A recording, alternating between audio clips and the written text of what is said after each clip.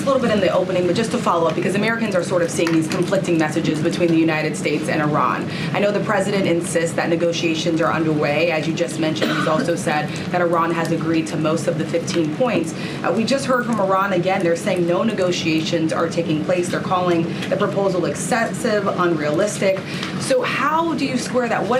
How do you explain that discrepancy between the two? I think the American people are smart enough not to take the word of a terrorist regime that has chanted death to America for 47 years at their word. And I hope the journalists in this room are wise enough not to take an Iranian regime that has repeatedly lied about our country, about our values, about everyone in this room, frankly, for nearly 5 decades. So I think the American public are smart enough to understand that. Who exactly the U.S. is negotiating with in Iran, and why the U.S. and this administration trusts that person? Again, as I said to Gabe's question earlier, we're not going to get into the details of these negotiations and conversations that continue to take place. As of course you can imagine, they are very sensitive diplomatic discussions. And I would reiterate, I do recall giving all of you the same answer when we were negotiating the ceasefire between Israel and Gaza. Gave you the same answer throughout the 12-day war between Iran and Israel. Gave you the same answer with respect to many of the other global conflicts that this administration has negotiated solutions to.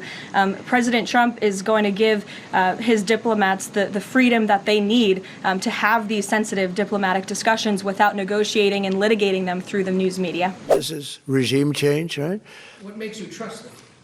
I don't trust anybody. I don't trust you. I mean, that's only because I know you.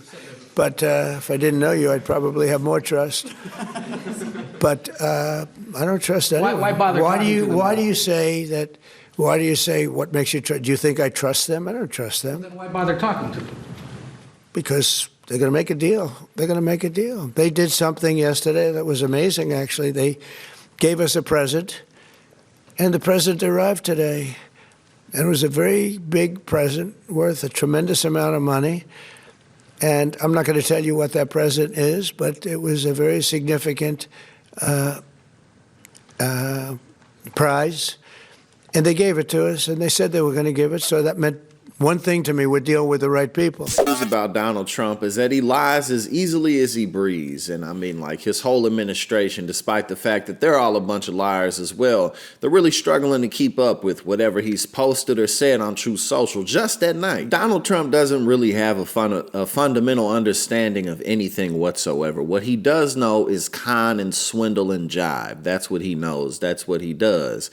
He's always making stuff up, always pulling things out of his ass. And, you know, dude was on the campaign trail talking about Hannibal Lecter and electric boats and getting shocked or choosing a shark, and talking about Arnold Palmer. He took showers with the other pros. They came out of there, they said, "Oh my God, that's unbelievable." I had to say it. I had to say it. We have women that are highly sophisticated here. And talking about nuke the hurricanes, and I mean, like, pretty much anything you can think of, there he is babbling about it. Now, obviously, one of the bigger dangers of that is that now we're literally waging war in the Middle East, potentially causing World War III. We have no idea how long this is going to go on. We have no idea how this is going to come to a close. But Donald Trump just making things up as one day he says everything is well. You know, we've come to an agreement after our negotiations. The strait's going to be open. Everything's going to be great. And then the next day he's like, we're going to blow them off the face of the earth. Then the next day he's like, we'll wait 10 days to blow them off the face of the earth. All the while, Iranian officials keep coming out saying that no negotiations are being had. None of this is actually taking place. So there's no way to follow it. And then with Pete Hegseth and all the stuff he's doing, he basically comes out and tells us to shut up and mind our business. Why should we be asking questions about what the military's doing?